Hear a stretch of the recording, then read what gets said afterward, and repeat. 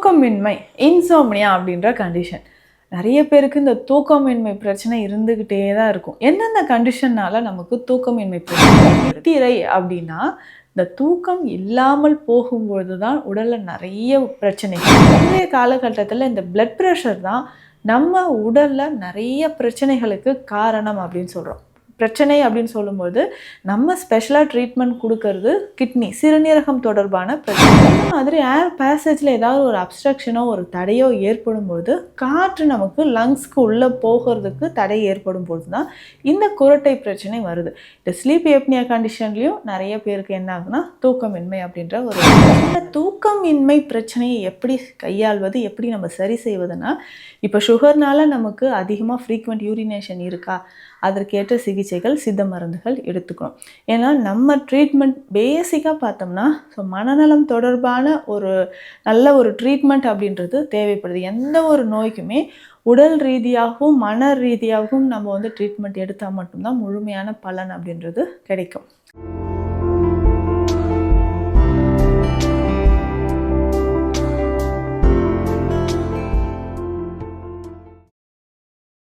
வரம் நேயர்களுக்கு வணக்கம். நான் டாக்டர் நித்யா, சித்தா ஃபிசிஷியன். தூக்கமின்மை இன்சோம்னியா அப்படின்ற கண்டிஷன். நிறைய பேருக்கு இந்த தூக்கமின்மை பிரச்சனை இருந்துக்கிட்டே தான் இருக்கும். எந்தெந்த கண்டிஷன்னால நமக்கு தூக்கமின்மை பிரச்சனை ஏற்படுது? இப்போது இந்த இன்சோம்னியா அப்படின்னு சொல்லக்கூடிய இந்த கண்டிஷனை 2 வகையாக நம்ம டிவைட் பண்ணி வச்சுக்கலாம். ஒன்று, உடல் ரீதியான பிரச்சனைகள் இருந்தால் தூக்கமின்மை ஏற்படலாம். இன்னொன்று, மன ரீதியான பிரச்சனைகள் இருந்தாலும், அதாவது சைக்காலஜிக்கலாக ஏதாவது நமக்கு ஒரு ப்ராப்ளம் நம்ம ஃபேஸ் பண்ணிகிட்ருக்கோம், இல்லை க்ரானிக்காக டிப்ரெஷனோ இல்லை ஆன்சைட்டி ஸ்ட்ரெஸ் இந்த மாதிரியான பிரச்சனைகள் இருந்தால் தூக்கமின்மை பிரச்சனை ஏற்படுதுன்னு நம்ம சொல்கிறோம். இந்த தூக்கமின்மையை நம்ம எப்படி ஹேண்டில் பண்ணுறது, இல்லை தூக்கம் இல்லாமல் இருந்துச்சுன்னா உடலில் எந்த மாதிரியான பிரச்சனைகள் ஏற்படும்? இப்போது சித்த மருத்துவத்தில் சித்தர்கள் சொன்ன வழிமுறைப்படி பார்த்தோம்னா, இந்த தூக்கம் அப்படின்னு சொல்கிறது 14 வேகங்களில் இது ஒன்றுன்னு சொல்கிறாங்க. 14 வேகங்கள் அப்படின்னு சொன்னால், வேகங்கள் அப்படின்னா நம்மளால் தடுக்க முடியாத ஒரு விஷயம், நம்ம உடலுக்கு தேவையான முக்கியமான விஷயங்களில் தூக்கம் ஒன்று.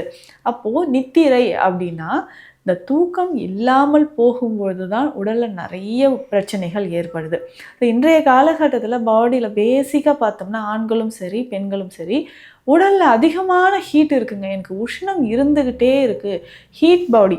இதனால் பார்த்தோம்னா கண் எரிச்சல் அதிகமாக இருக்குது, ஹேர் ஃபால் இருக்குதுன்னு சொல்லுவாங்க. ஸோ இதை தாண்டி அடிக்கடி மலச்சிக்கல் தொந்தரவு ஏற்படுது, டைஜஷன் இன்டைஜஷன் பிரச்சனை, முக்கியமாக பிளட் ப்ரெஷர்.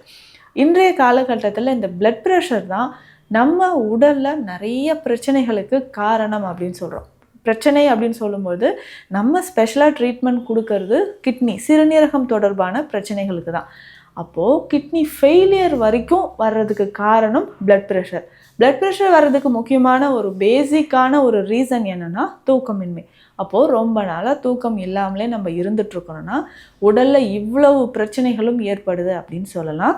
இன்றைக்கி நிறைய பேர் வேறு ஆப்ஷனே கிடையாதுங்க. நைட் ஷிஃப்ட்டு தான் நான் பார்த்து ஆகணும், நைட்டில் நான் கண் முழிச்சு ஒர்க் பண்ணி தான் ஆகணும் அப்படின்ற காலகட்டத்தில் இருக்கும். அந்த மாதிரி இருக்கும்போது அப்பப்போ உடலில் உஷ்ணம் அதிகரிக்காமல் சில விஷயங்களை நம்ம ஃபாலோ பண்ணிக்கலாம். இதை தாண்டி பார்க்கும்போது நைட்டில் தூக்கம் இன்மை அப்படின்ற ஒரு பிரச்சனை, உடல் ரீதியான சில பிரச்சனைகள் அப்படின்னா டயபெட்டிஸ் அப்படின்னு சொல்லக்கூடிய சர்க்கரை நோய். சர்க்கரை நோய் பிரச்சனை இருக்கிறவங்களுக்கு இரவு நேரத்தில் தூக்கம் நிச்சயமாக கொஞ்சம் கொஞ்சமாக ஒரு டிஸ்டர்ப்டு ஸ்லீப் தான் இருக்குதுன்னு சொல்லுவாங்க. அடிக்கடி நான் ஃப்ரீக்வெண்ட்டாக யூரினேஷன் போகிறேங்க. நைட்டில் நான் தூங்கினதுக்கப்புறம் ஒரு 2 ஹவர்ஸில் யூரின் போயிட்டு வருவேன், திரும்பவும் 2 ஹவர்ஸில் யூரின் போயிட்டு வருவேன்னு சொல்லுவாங்க. இந்த மாதிரி காரணத்தினாலும் நமக்கு தூக்கம் ஒரு பிரச்சனையாக இருக்கிறத நம்ம ஃபீல் பண்ணலாம். இதற்கு அடுத்தது பார்த்தோம்னா ஸ்லீப் ஏப்னியா அப்படின்ற கண்டிஷன். ஸ்லீப் ஏப்னியா அப்படின்னு சொல்கிறது நம்ம குரட்டை விடுற பிரச்சனையை சொல்லலாம். அதாவது நம்ம ஏர் பேசேஜில் நம்ம சுவாசம் எடுக்கிறோம் இல்லைங்களா, ஏர் பேசேஜில் இந்த ட்ரக்கியாலேயோ இல்லை குரல் வலை பகுதியிலையோ நமக்கு லாரிங்ஸ் ரீஜனில் என்ன ஆகுதுன்னா ஏர் போக முடியாமல் ஏதாவது ஒரு அப்ஸ்ட்ரக்ஷன் தடை ஏற்படும்போது, முக்கியமாக இது ஒபிசிட்டி பர்சன்ஸ்க்கு வரலாம். அடுத்ததாக தைராய்டு ஸ்வெல்லிங் இருக்குது இல்லையா, தைராய்டு நோடியூல்ஸ் இருக்கக்கூடிய நபர்களுக்கு ஏற்படலாம். இந்த மாதிரி ஏர் பேசேஜில் ஏதாவது ஒரு அப்ஸ்ட்ரக்ஷனோ ஒரு தடையோ ஏற்படும் பொழுது காற்று நமக்கு லங்ஸ்க்கு உள்ளே போகிறதுக்கு தடை ஏற்படும் பொழுது தான் இந்த குரட்டை பிரச்சனை வருது. இந்த ஸ்லீப் ஏப்னியா கண்டிஷன்லேயும் நிறைய பேருக்கு என்ன ஆகுதுன்னா தூக்கமின்மை அப்படின்ற ஒரு பிரச்சனை வருது. இதை தாண்டி கேஸ்ட்ரிக் அல்சர் அப்படின்னு சொல்கிறோம், ஆசிட் ரிஃப்ளக்ஸ் சொல்கிறோம். இந்த ஆசிட் ரிஃப்ளக்ஸ் லேட்டாக நம்ம ஃபுட் எடுக்கிறது, இரவு நேரத்தில் உணவு லேட்டாக நம்ம சாப்பிடும்போது ஆசிட் அதிகமாக தூக்கத்தில் இருந்தும் பார்த்தோம்னா அப்படியே புளிச்சு ஒரு காரமான ஒரு ஃப்ளூயிட் நெஞ்சு வரைக்கும் வந்துட்டு போகுதுங்க, உட்காந்துட்டே தான் நான் தூங்குறேன்னு சொல்லுவாங்க. முக்கியமாக இந்த அல்சர் பிரச்சனை இருக்கிறவங்களுக்கும் இந்த ப்ராப்ளம் இருக்கும். ஸோ இந்தந்த காரணங்களால் நமக்கு ஸ்லீப் டிஸ்டர்பன்ஸ் இருக்கலாம். இதை தாண்டி ஆழமான ஒரு டிப்ரெஷனு, க்ரானிக்காக ஏதாவது ஒரு திங்கிங், நிறைய பேர் நம்ம டே டைமில் நார்மலாக இருந்துருவாங்க, பட் தூங்கும்போது படுத்த பிறகு தான் என்னென்னவோ திங்கிங்ஸ் தாட்ஸ் எல்லாமே வந்துட்டுருக்கும். ஸோ பாஸ்ட் லைஃப்பில் நடந்தது எல்லாமே நெகட்டிவான தாட்ஸ் நிறைய வந்துக்கிட்டே இருக்கும். இதனாலேயும் டிப்ரெஷன் அதிகமாகி தூக்கமின்மை அப்படின்ற பிரச்சனை வரலாம். இந்த தூக்கமின்மை பிரச்சனையை எப்படி கையாள்வது, எப்படி நம்ம சரி செய்வதுன்னா, இப்போ சுகர்னால நமக்கு அதிகமாக ஃப்ரீக்வெண்ட் யூரினேஷன் இருக்கா, அதற்கேற்ற சிகிச்சைகள் சித்த மருந்துகள் எடுத்துக்கணும். ஏன்னா நம்ம ட்ரீட்மெண்ட் பேசிக்காக பார்த்தோம்னா மனநலம் தொடர்பான ஒரு நல்ல ஒரு ட்ரீட்மெண்ட் அப்படின்றது தேவைப்படுது. எந்த ஒரு நோய்க்குமே உடல் ரீதியாகவும் மன ரீதியாகவும் நம்ம ட்ரீட்மெண்ட் எடுத்தால் மட்டும்தான் முழுமையான பலன் அப்படின்றது கிடைக்கும். ஸோ அப்போ சுகர் அதிகமாகும்போது அதற்கான சிகிச்சைகளை நிச்சயமாக நம்ம ஃபாலோ பண்ணிட்டு வரணும். அதுக்கு பேசிக்காக சித்த மருந்துகள் நிறையவே இருக்குது. இதை தாண்டி இரவு நேரத்தில் உணவு என்ன எடுக்கலாம், எத்தனை மணிக்கு எடுக்கலாம்ன்றது ஒரு ரொம்ப முக்கியம். இதை ஃபாலோ பண்ணி தான் நமக்கு ஸ்லீப் பேட்டர்னே இருக்குதுன்னு நம்ம தெரிஞ்சுக்கலாம்.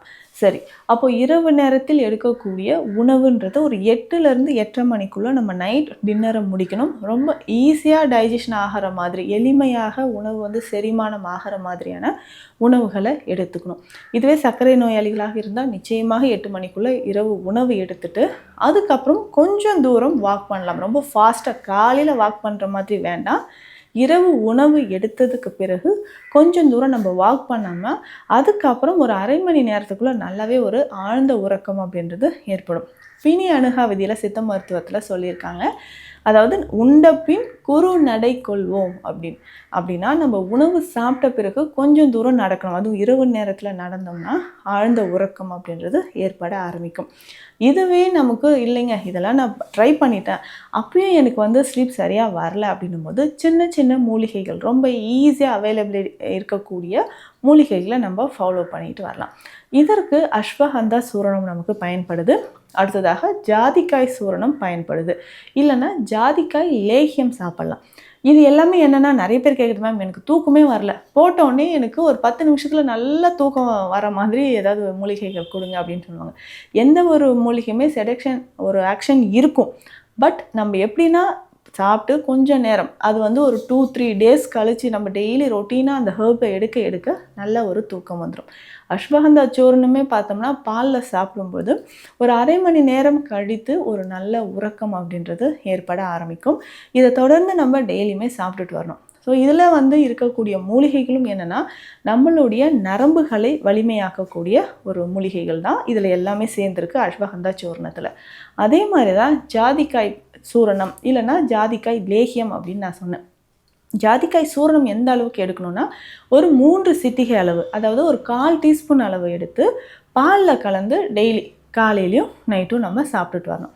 அந்த மாதிரி சாப்பிட்டுட்டு வரும்போது நிச்சயமாக அந்த ஆழ்ந்த உறக்கம் அப்படின்றது வர ஆரம்பிக்கும்.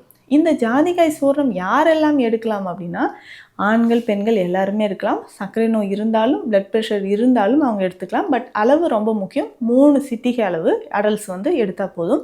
பாலில் கலந்து இரவு நேரத்தில் நம்ம தூங்குவதற்கு முன்னாடி இதை சாப்பிட்டுக்கிட்டு வரணும். அதுக்கப்புறம் ஜாதிக்காய் லேகியம் எப்படி எடுக்கிறதுனா, இதுவுமே இரவு மட்டும் உறங்குவதற்கு முன்னாடி சாப்பிடணும். பட் சர்க்கரை நோயாளிகளாக இருந்தால் லேகியம் எடுக்க வேண்டாம், சூர்ணமாகவே எடுத்துக்கலாம்.